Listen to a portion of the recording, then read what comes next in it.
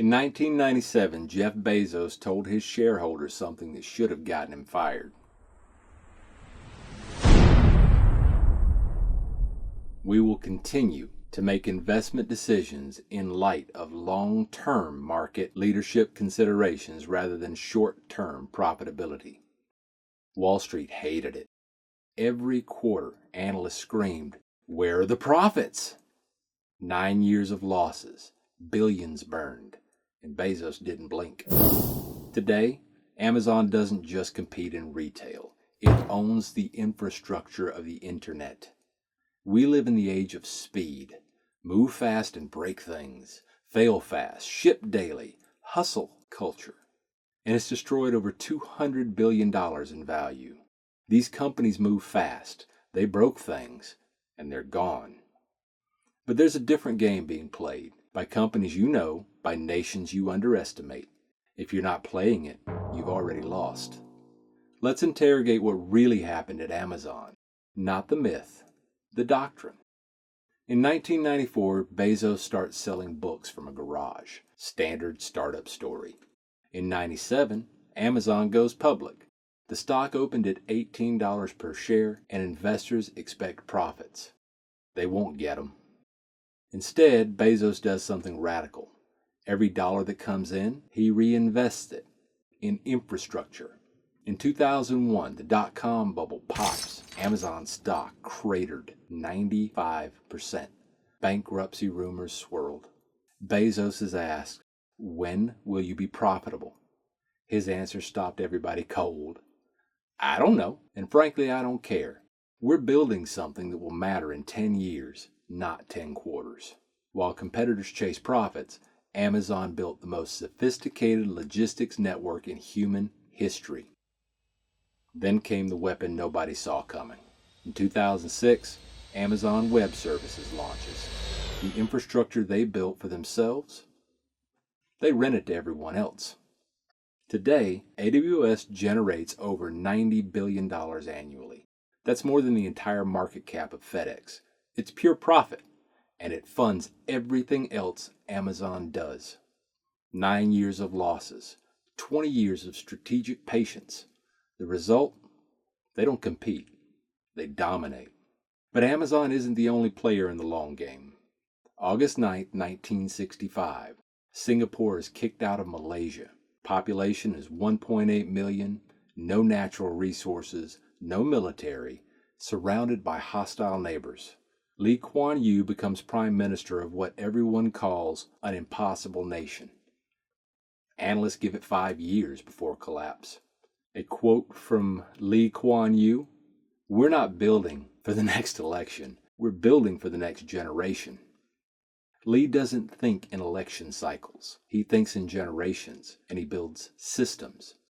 First decade, brutally root out corruption, install rule of law. Even Lee's own allies aren't safe. Second decade, education. English becomes the business language. Merit becomes the only currency. Third decade, infrastructure. Singapore becomes the hub of Asia through systems. Fourth decade, finance. Singapore becomes the Switzerland of the East. Fifth decade, innovation. AI, biotech, quantum computing. 58 years later, Singapore's per capita GDP is higher than the United States, higher than Japan, higher than every nation that started ahead of them. While other nations chased re-election, Singapore chased domination. They didn't plan for 4 years, they planned for 50. I'm not saying this is easy. I'm saying this is the only way that works.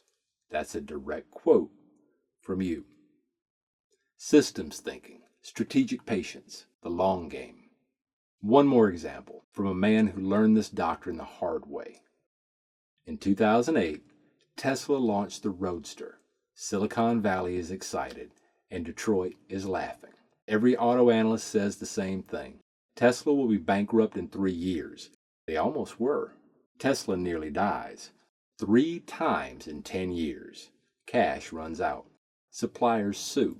Musk is mocked on CNBC. But while the media focuses on delivery delays, Musk is building something no one sees. 5. Gigafactories. Battery production at scale. Vertical integration. The entire supply chain. By 2020, Tesla produces batteries cheaper than anyone on Earth. It's not even close. They have a 5-year head start on battery technology and a 10-year head start on manufacturing scale. This is the patience paradox. It works the same every time. In step 1, you have the invisible build, years 0 through 5. No one sees the foundation. Maximum criticism, minimum results. Examples are Amazon fulfillment, Singapore institutions, and Tesla gigafactories. Number 2, the compounding phase, years 5 to 15. Systems start multiplying returns. Skeptics begin to notice. Examples, AWS launch, Singapore financial hub, and Tesla battery dominance. Step 3, the dominance lock, years 15 plus. Infrastructure advantage becomes insurmountable. Competition becomes irrelevant. Examples, Amazon owns infrastructure, Singapore owns talent, and Tesla owns the supply chain. The pattern is identical. The timeline is non-negotiable. Tactics win quarters. Strategy wins decades. This is the doctrine of domination. How do you apply this? 4 principles. What infrastructure can you build that competitors won't? Not because they can't, because they won't wait. Amazon built fulfillment. Tesla built batteries. What's yours? If it pays back in 2 years, it's not strategic. If it pays back in 10, you're thinking correctly. Design for a decade. Fast growth dies fast. Compounding growth becomes unstoppable. Every decision should ask, does this compound or does this spike? Years 1 through 5, no one will see it. Years 5 through 10, they'll mock it. Year 10 plus, they can't compete with it. Can you endure the invisible years? This is the hidden timeline of domination. Amazon took 9 years to profit. Singapore took 50 years to transform. Tesla nearly died 3 times. Meanwhile, the companies that move fast are all dead. The nations that thought in election cycles are stagnant.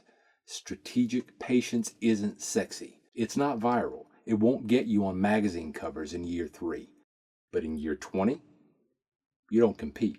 You dominate. This is chapter 3 of Learn Fast, Fail Quick, Dominate Slow. The complete doctrine on building systems that compound. There's a link in the description. If you're playing the long game, subscribe. If you want fast hacks and shortcuts, this ain't for you.